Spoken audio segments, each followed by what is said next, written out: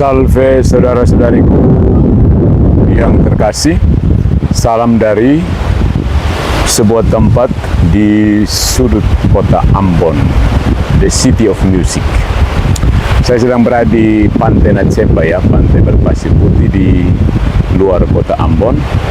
Dan pada kesempatan ini, sambil menikmati indahnya alam Pantai Natsepa, saya mau mengajak kita untuk membahas soal suksesi apostolik dan keberatan saudara-saudara dari teologi reformat.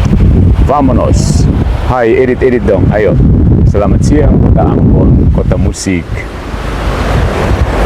Oke, jadi judul katedesenya suksesi apostolik itu bukan magic hands. Ini menjawab di keberatan Protestan reformat, ya. Jadi ada satu kebiasaan lama dalam polemik Protestan reformat.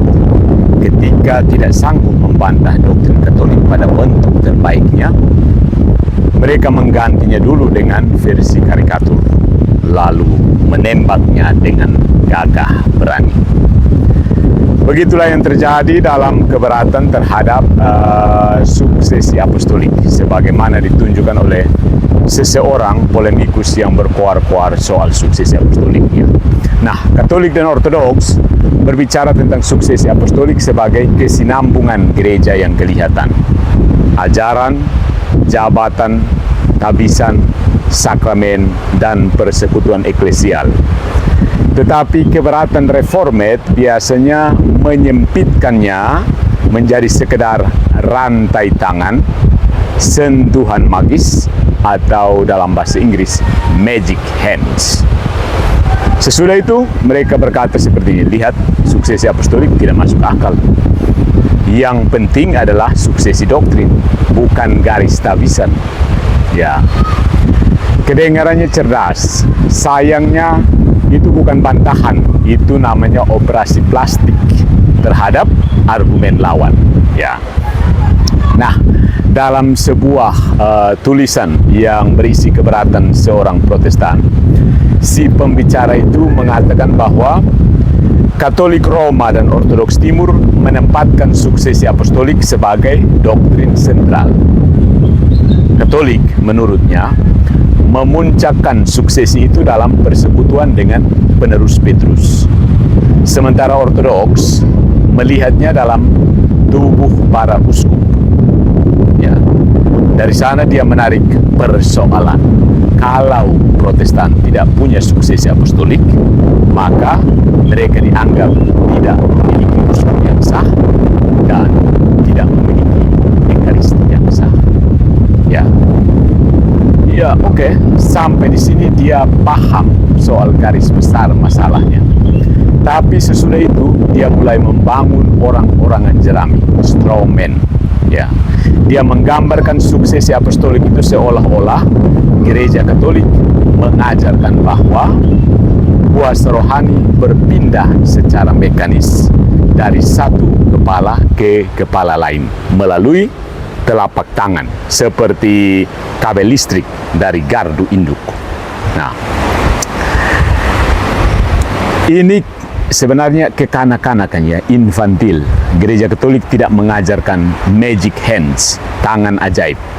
Gereja mengajarkan bahwa Kristus mendirikan gereja yang kelihatan, memberi otoritas kepada para rasul, dan otoritas itu diteruskan dalam gereja melalui tabisan, pengutusan, dan persekutuan. Bahasa teologisnya sederhana tetapi padat. Ordo, missio, communio. Ada tabisan, ada pengutusan, ada persekutuan dengan gereja. Nah, Protestan Reformat memotong ketiga-tiganya lalu menyisakan satu kata, doktrin. Ya. Masalahnya, doktrin tanpa otoritas yang kelihatan segera berubah menjadi pasar tafsir. Ya. Karena itu, ya, mari kita lihat baik-baik apa saja sebenarnya yang lemah dan rapuh dari keberatan polemik Protestan Reformat itu. Nah, masalah Reformat sebenarnya sederhana. Mereka ingin suksesi apostolik tanpa gereja apostolik. Mereka berkata, yang penting bukan rantai tabisan, tetapi ajaran apostolik. Kedengarannya saleh, tetapi pertanyaan kecil langsung membelah seluruh bangsa itu. Ajaran apostolik menurut siapa? Ingat, menurut siapa? Menurut Luther, menurut Calvin, menurut Zwingli, menurut Westminster, menurut Synode Dort, menurut Baptis, menurut Pentakosta, menurut pendeta YouTube, menurut komunitas Garasi yang baru membaca Roma bab 3 kemarin sore. Semua mengaku Alkitabiah, semua mengutip Paulus, semua berkata kembali kepada Injil, tetapi hasilnya pecah, dan terus pecah. Maka suksesi doktrin tanpa otoritas kelihatan hanyalah slogan kosong, indah di bibir, kosong di tulang. Nah, Protestan berkata bahwa Perjanjian Baru belum mengenal uskup monarkis seperti Katolik sekarang. Oke. Gereja Katolik juga tidak pernah berkata bahwa pada hari Pentakosta sudah ada Kuria Vatikan, kode hukum kanonik, dan sekretariat lengkap. Gereja bertumbuh, benih menjadi pohon, bayi menjadi dewasa. Hanya logika bocor yang mengira bahwa perkembangan itu berarti pemalsuan. Dalam Perjanjian Baru sudah ada rasul, penumpangan tangan, pengutusan, pemimpin lokal, koreksi ajaran, konsili Yerusalem, dan otoritas yang mengikat. Itu bukan anarki jemaat. Ya, itu bukan silakan tafsir sendiri-sendiri asal merasa dipimpin roh. Itu gereja apostolik yang sedang bertumbuh. Lalu mereka biasanya menyeret Ignatius dari Antioquia, seolah-olah dia itu sahabat reformed. Sebenarnya ini sangat lucu ya, karena Ignatius berbicara tentang uskup, imam, diakon, altar, ekaristi, dan kesatuan kelihatan. Nalurinya jelas, jangan pisah dari uskup, jangan buat altar tandingan, jangan pecah dari tubuh gereja. Kalau Ignatius masuk ke banyak gereja reform modern sekarang ini, dia mungkin akan bertanya, di mana uskupmu? Di mana altarmu? Di mana ekaristimu? Dan ruangan yang di mana dia masuk itu akan menjadi sepi seperti kuburan. Mau jawab apa? Tunduk saja toh. Mana uskupmu? Mana altarmu? Mana ekaristimu? Ocong. Irenaeus juga sering dipreteli. Katanya dia hanya bicara soal suksesi ajaran, bukan jabatan. Salah baca sebenarnya ya. Irenaeus itu melawan Gnostik, bukan dengan berkata bahwa mari kita tafsir Alkitab masing-masing, tapi dia menunjuk gereja-gereja apostolik, para uskup, dan kesinambungan publik dari para rasul.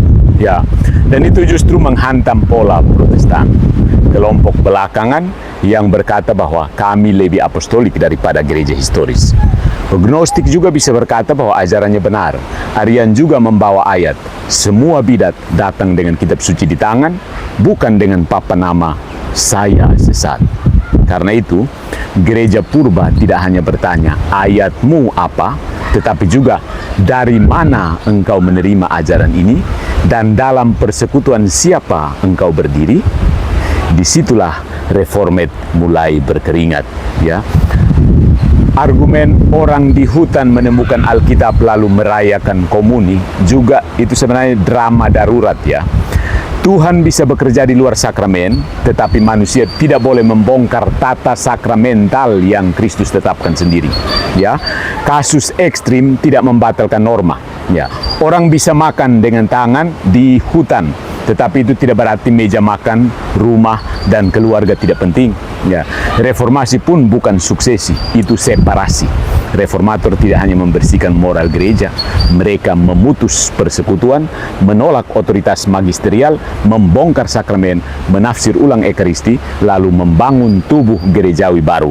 Setelah keluar dari rumah, mereka berkata bahwa kamilah ahli waris asli. No, itu bukan warisan. Itu pemberontakan yang diberi parfum teologis. Ya, camkan itu. Jadi, suksesi apostolik itu bukan aksesori Katolik. Suksesi apostolik itu tulang punggung gereja yang kelihatan.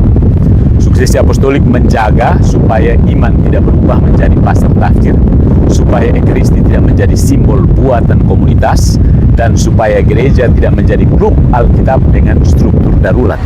Ya, jadi Protestan Reformed mau supaya Injil para rasul tanpa gereja para rasul. Mereka ingin kitab suci tanpa otoritas yang menjaga kanonnya.